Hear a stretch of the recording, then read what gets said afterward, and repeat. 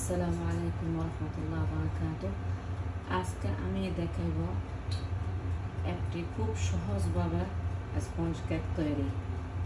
খুব অল্প উপকরণে খুব সহজভাবে খুব ভালো সুন্দর একটি হাই কোয়ালিটির একটি স্পঞ্জ কেক। এই স্পঞ্জ কেকের জন্য আমি নিয়েছি এখানে 280 গ্রাম ময়দা। একটু ভালো মানের ময়দা নিতে চেষ্টা করবেন। নিয়েছি এখানে 4 টেবিল চামচ কর্নফ্লোর, 60 গ্রাম মতো, 60 গ্রাম আর 4 টেবিল চামচ মতো, গ্রাম হিসেবে 60 গ্রাম আর 4 টেবিল চামচ মতো কর্নফ্লোর। নিয়েছি 1 কাপ আর 1/3 কাপ লিকুইড দুধ, আর নিয়েছি 250 গ্রাম চিনি আর আধা চামচ মতো ভ্যানিলা এসেন্স, সামান্য একটু লবণ, আর এখানে নিয়েছি 23 গ্রাম মতো বেকিং পাউডার। এখানে নিয়েছি আধা কাপ মতো তেল, 3টি ডিম। এই ডিমটা রুম টেম্পারেচারের চেষ্টা করবেন যেন রুম টেম্পারেচারে হয়। আসলে এখানে কেকের সব উপকরণ রুম টেম্পারেচারের হতে হবে। নিয়েছি একটি ভিনেগার, 1 চামচ বড় 1 চামচ মতো আমি ভিনেগার দিয়ে দিব। আবার কিভাবে তৈরি করব দেখাবো। এবার আমি একটি মিক্সিং বলে দিয়ে দিচ্ছি 3টা ডিম। 3টা ডিম দিয়ে দিলাম। দিয়ে দিলাম চিনিগুলো একসাথে একবারে দিব না, একটু একটু দিয়ে আমি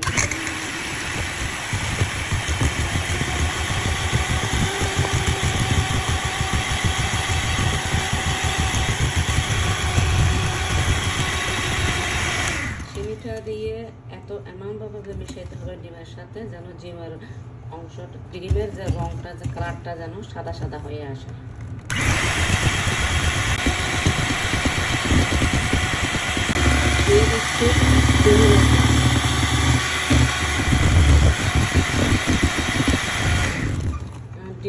ডিম আর চিনির মিশ্রণটা এখন ভালোভাবে মিশিয়ে গেছে। এই যে দেখেন ঘনত্বটা, দেখেন কতটুকু হয়ে যাবে। এবার আমি দিয়ে দিব দুধ, দিয়ে দিচ্ছি দুধ দেওয়ার কারণে এখানে টিপস হলো যে কেকের মধ্যে দুধ দেওয়ার কারণে মানে জালিটা মানে একটু সরু সরু হয়, জালি বড় বড় হয় না।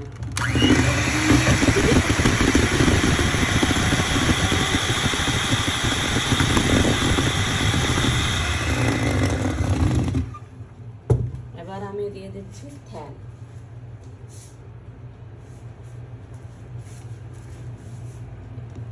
দিয়ে দিলাম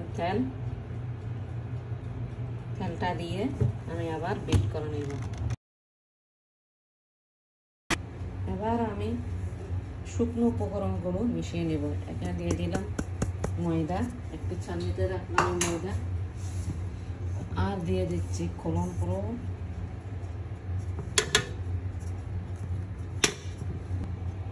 আর দিয়ে দিচ্ছি বেকিং পাউডার।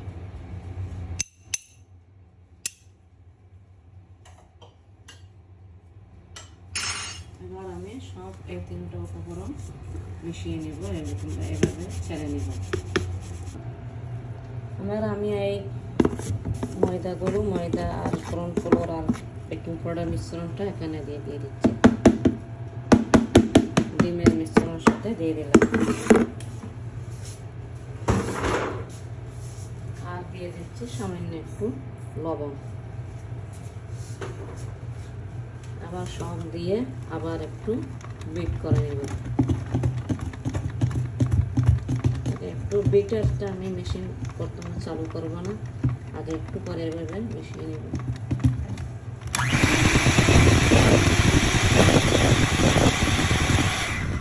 আবার দিয়ে দিব একটু ভিনেগার, দিয়ে দিচ্ছি 1 চামচ মতো, 1 টেবিল চামচ মতো সাদা ভিনেগার।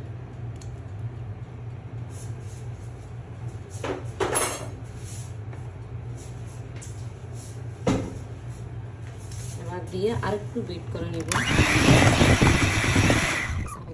মিক্সারটা তৈরি হয়ে গেল, আর বিট করার দরকার নেই।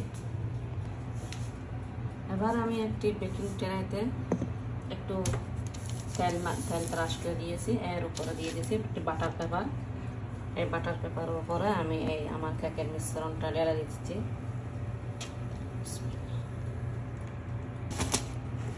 আমি কেকের মিশ্রণটা ঢেলে দিলাম। এবার আমি একটু করে ট্যাপ করে দেব। এবার আমি ওভেনে দিয়ে দিচ্ছি।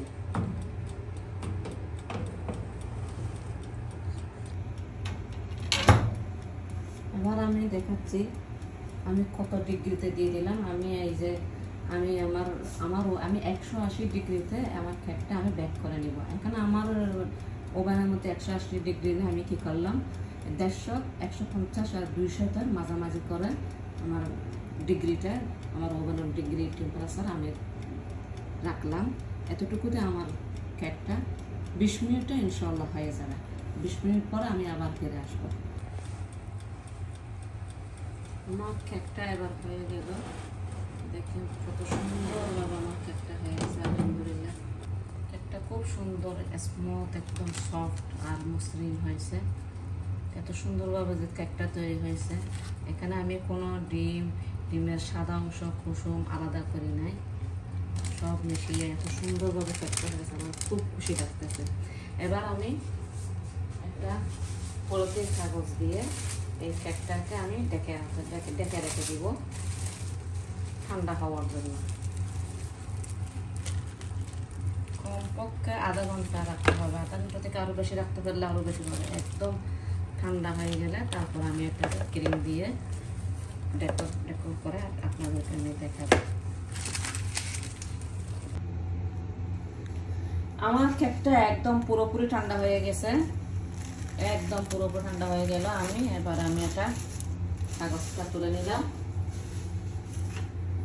দেখেন যে কত সুন্দর, মাশাআল্লাহ, একদম সফট আর নরম ভাবে তৈরি হয়েছে। আমি আর বেকিং ট্রে থেকে আমি এটা তুলে নিলাম। দেখেন কত যে পাতলা এবং হালকা হয়েছে।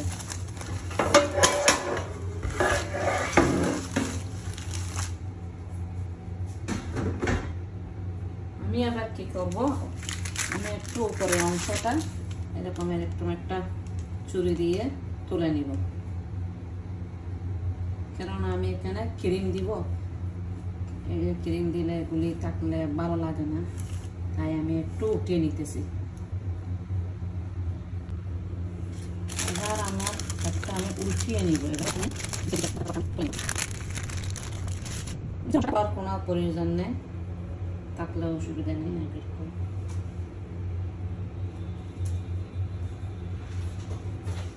এবার আমি একটি বেকিং ট্রেতে, এমনি একটা সাধারণ একটা ট্রেতে আমি তুলে নেব। আমি কেকটা 2 ভাগ করে কেটে নিলাম। আমি আর এক ভাগে আমি এই হুইপিং ক্রিমটা আমি দিয়ে দিচ্ছি। এখানে কোনো সুগার সিরাপ বা কোনো মুরাব্বা, কোনো জেল, কোনো কিছু দেওয়ার প্রয়োজন নেই। এই কেকটা যে এত যে সফট হয়েছে, কোনো কিছু এগুলি দেওয়ার কোনো প্রয়োজন হয় না। আমি এই ক্রিমটা, এই ডিব্লুমার্ট ক্রিমটা আমি কীভাবে তৈরি করছি, এটা আমার আরেকটা ভিডিও তৈরি করব, আমি সেখানে আপনাদেরকে আমি বলে দিব।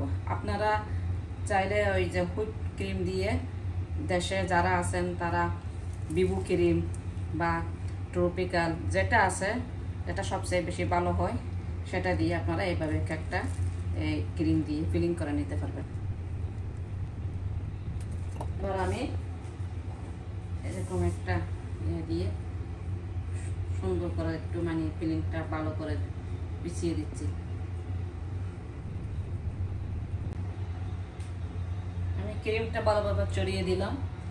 এবার আমি কেক আর এক ভাগটা এভাবে আমি বসিয়ে দিব।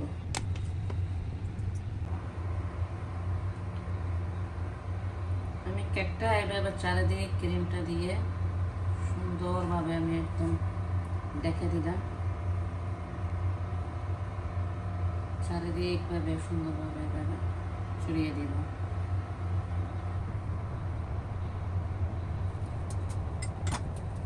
এবার আমি একটি কাঁটা চামচের সাহায্যে একটু করে আমি ডিজাইন করে দিব, এভাবে একটু ডিজাইন করে দিব। আপনাদের পছন্দ হলে দিতেও পারেন আবার না দিতেও পারেন, আমার একটু দেখতে ভালো লাগে তাই দিয়ে দিতেছি।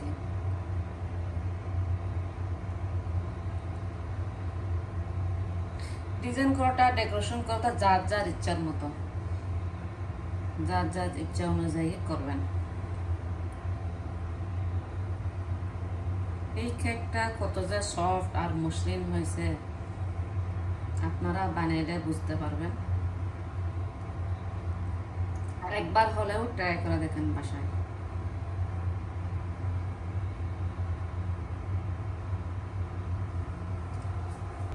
এবার আমি কেকের কিনারাটা একটু কেটে নিব।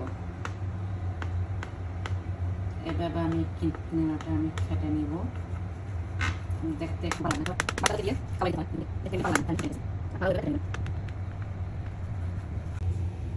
দেখেন আমার কেকটা অবস্থা তো সুন্দরভাবে ক্রিমটা দেওয়া হয়ে গেছে। এবার আমি এটাকে পিসেস করে কেটে নিব।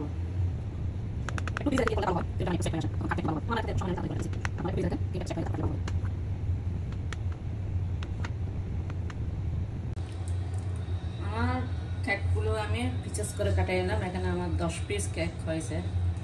এখানে এখন আমি কিছু স্টার ক্রিম দিয়ে একটা স্টার বানিয়ে দিচ্ছি।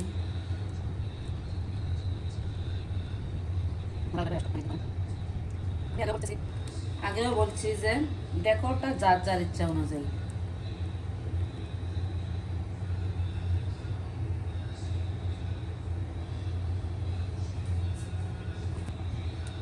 এবার একটু দিয়ে দিচ্ছি জ্যাম। এখানে আমার স্ট্রবেরি জ্যাম ছিল, এই স্ট্রবেরি জ্যামটা আমি একটা প্যাকিং ব্যাগে আমি ভরে এইভাবে দিয়ে দিচ্ছি, দেখতে একটা সুন্দর লাগার জন্য। এই কেকটা আপনারা অবশ্যই বাসায় ট্রাই করে দেখেন, বাচ্চাদেরকে খুশি করানোর জন্য বা মেহমানদেরকে দেওয়ার জন্য একটুখানি একবার হলেও ট্রাই করে দেখেন। আর দিয়ে দিলাম কিছু সামান্য পেস্তা বাদাম।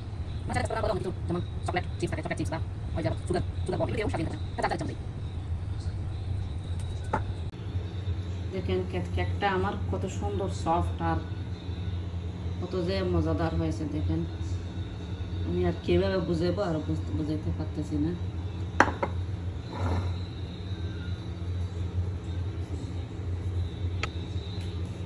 এই কেকটা আপনারা ট্রাই করে বাসায় ট্রাই করে দেখবেন কীরকম হয়েছে না হয়েছে, আমাকে কমেন্টে জানাবেন কীরকম হয়েছে।